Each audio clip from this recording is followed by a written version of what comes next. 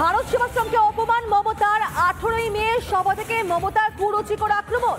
মমতার মন্তব্যের প্রতিবাদে সাধু সন্তরা, আর সেই বক্তব্যেরও নিন্দা করলেন পূর্ণদাস বাউল।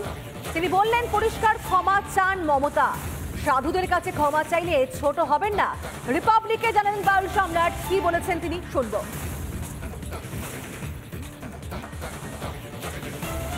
ক্ষমা চাওয়া উচিত আপনি বলছেন? মনে হচ্ছে সেটা উচিত। এই মানে বাউল ফকির সাধু বৈষ্ণব সবাই রয়েছে, সাধু গুরু মানে স্বর্ণ যুগের সবাই রয়েছে। তার জন্য আজকে এইটা বললাম যে এটা কোনো ক্ষতি না। মমতা বন্দ্যোপাধ্যায় ক্ষমা চাইলে কোনো ক্ষতি নেই, কোনো ক্ষতি নেই, ছোট হবে না এবং বড়ই হবে। ক্ষমা চাইলে আরো বিরাট হবে, আরো বিরাট হবে, মহৎ হবে। হ্যাঁ, মহৎ হবে, মহৎ হবে। 18 মে শনিবার আরামবাগে ভোটের প্রচার করতে গিয়ে জনসভা থেকে মুখ্যমন্ত্রী মমতা বন্দ্যোপাধ্যায়, সেখানে তিনি কার্তিক মহারাজকে নিয়ে রীতিমতো তোপ দাগেন।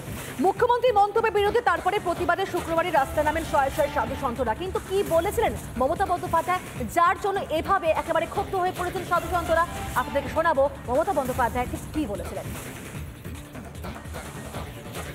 সব সাধু তো সমান হয় না, সব স্বজন সমান হয় না। আমাদের মধ্যেও কি আমরা সবাই সমান না?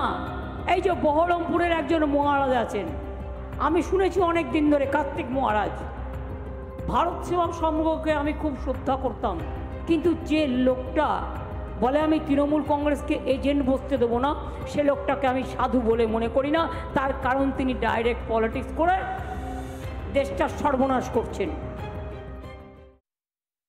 আমি একটি লোকের নাম করে বলেছিলাম, তার নাম কার্তিক মহারাজ। তিনি আমাদের এজেন্ট বসতে দেয়নি। তৃণমূল কংগ্রেসের ভোটের দুদিন আগে মুর্শিদাবাদে যে দাঙ্গাটা করিয়েছিলেন, তার হোতা ছিলেন উনি। আগে অধীন করতেন, এখন বিজেপি করেন। এলাকায় এলাকায় গিয়ে ধর্মের নামে আপনি বিজেপি করে বেড়ান। আমি বলছি আপনি করুন, কিন্তু বিজেপির চিহ্নটা বুকে লাগিয়ে রেখে করুন, লুকিয়ে লুকিয়ে কেন? আমি যেটা বলি, আমি উইদাউট এভিডেন্সে বলি না। মমতা বন্দ্যোপাধ্যায় এই মন্তব্যের পরিপ্রেক্ষিতে সাংবাদিক নির্মলা মুখার্জি এবং একই সঙ্গে বিধায়ক শঙ্কর ঘোষ কি বলছেন শুনবো এক এক করে। ভাষা আর সাধু সন্তদের ভাষা আলাদা। মুখ্যমন্ত্রীর যেটা স্বধর্ম, সাধু সন্তদের স্বধর্ম আলাদা। মমতা বন্দ্যোপাধ্যায় রাজনীতি করেন আর ওনারা সনাতন ধর্ম পালন করেন।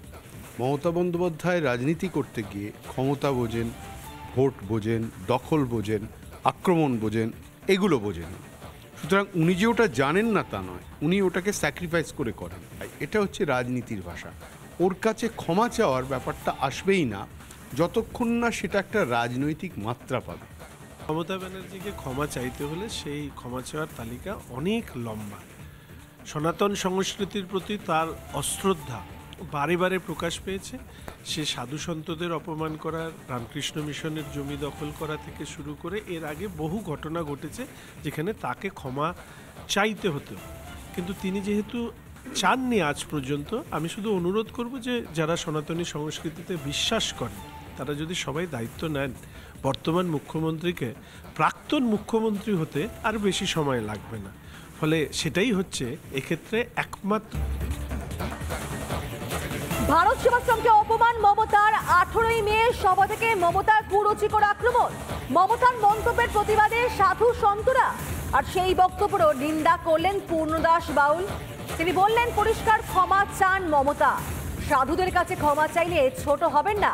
রিপাবলিকে জানালেন বাউল সম্রাট, কি বলেছেন তিনি শুনবো।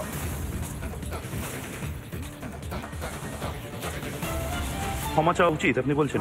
মনে হচ্ছে সেটা উচিত। এই মানে বাউল ফকির সাধু বৈষ্ণব সবাই রয়েছে, সাধু গুরু মানে স্বর্ণ যুগের সবাই রয়েছে। তার জন্য আজকে এইটা বললাম যে এটা কোনো ক্ষতি না। মমতা বন্দ্যোপাধ্যায় ক্ষমা চাইলে কোনো ক্ষতি নেই, কোনো ক্ষতি নেই, ছোট হবে না এবং বড়ই হবে। ক্ষমা চাইলে আরো বিরাট হবে, আরো বিরাট হবে, মহৎ হবে। হ্যাঁ, মহৎ হবে, মহৎ হবে। 18 মে শনিবার আরামবাগে ভোটের প্রচার করতে গিয়ে জনসভা থেকে মুখ্যমন্ত্রী মমতা বন্দ্যোপাধ্যায় সেখানে তিনি কার্তিক মহারাজকে নিয়ে রীতিমতো তোপ দাগেন।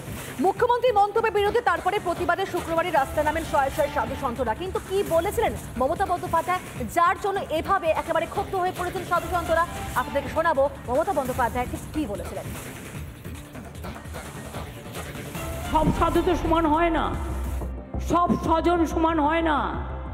আমাদের মধ্যেও কি আমরা সবাই সমান? না। এই যে বহরমপুরের একজন মহারাজ আছেন, আমি শুনেছি অনেক দিন ধরে, কার্তিক মহারাজ। ভারত সেবা সংঘকে আমি খুব শ্রদ্ধা করতাম, কিন্তু যে লোকটা বলে আমি তৃণমূল কংগ্রেসকে এজেন্ট বসতে দেবো না, সে লোকটাকে আমি সাধু বলে মনে করি না।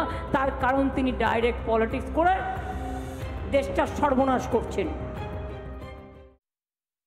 আমি একটি লোকের নাম করে বলেছিলাম, তার নাম কার্তিক মহারাজ। তিনি আমাদের এজেন্ট বসতে দেয়নি। তৃণমূল কংগ্রেসের ভোটের দুদিন আগে মুর্শিদাবাদে যে দাঙ্গাটা করিয়েছিলেন, তার হোতা ছিলেন উনি। আগে অধীন করতেন, এখন বিজেপি করেন। এলাকায় এলাকায় গিয়ে ধর্মের নামে আপনি বিজেপি করে বেড়ান। আমি বলছি আপনি করুন, কিন্তু বিজেপির চিহ্নটা বুকে লাগিয়ে রেখে করুন, লুকিয়ে লুকিয়ে কেন? আমি যেটা বলি, আমি উইদাউট এভিডেন্সে বলি না। মমতা বন্দ্যোপাধ্যায় এই মন্তব্যের পরিপ্রেক্ষিতে সাংবাদিক নির্মলা মুখার্জি এবং একই সঙ্গে বিধায়ক শঙ্কর ঘোষ কি বলছেন শুনবো এক এক করে। ভাষা আর সাধু সন্তদের ভাষা আলাদা। মুখ্যমন্ত্রীর যেটা স্বধর্ম, সাধু সন্তদের স্বধর্ম আলাদা। মমতা বন্দ্যোপাধ্যায় রাজনীতি করেন আর ওনারা সনাতন ধর্ম পালন করেন। মমতা বন্দ্যোপাধ্যায় রাজনীতি করতে গিয়ে ক্ষমতা বোঝেন, ভোট বোঝেন, দখল বোঝেন, আক্রমণ বোঝেন, এগুলো বোঝেন। সুতরাং উনি যে ওটা জানেন না তা নয়, উনি ওটাকে স্যাক্রিফাইস করে করেন। এটা হচ্ছে রাজনীতির ভাষা। ওর কাছে ক্ষমা চাওয়ার ব্যাপারটা আসবেই না যতক্ষণ না সেটা একটা রাজনৈতিক মাত্রা পাবে। মমতা ব্যানার্জিকে ক্ষমা চাইতে হলে সেই ক্ষমা চাওয়ার তালিকা অনেক লম্বা। সনাতন সংস্কৃতির প্রতি তার অশ্রদ্ধা বারে বারে প্রকাশ পেয়েছে। সে সাধু সন্তদের অপমান করা, রামকৃষ্ণ মিশনের জমি দখল করা থেকে শুরু করে এর আগে বহু ঘটনা ঘটেছে যেখানে তাকে ক্ষমা চাইতে হতো।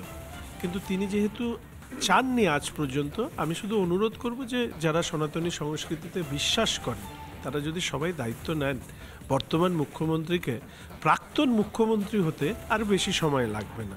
ফলে সেটাই হচ্ছে এক্ষেত্রে একমাত্র সমস্যার সমাধান বলে মনে হয়।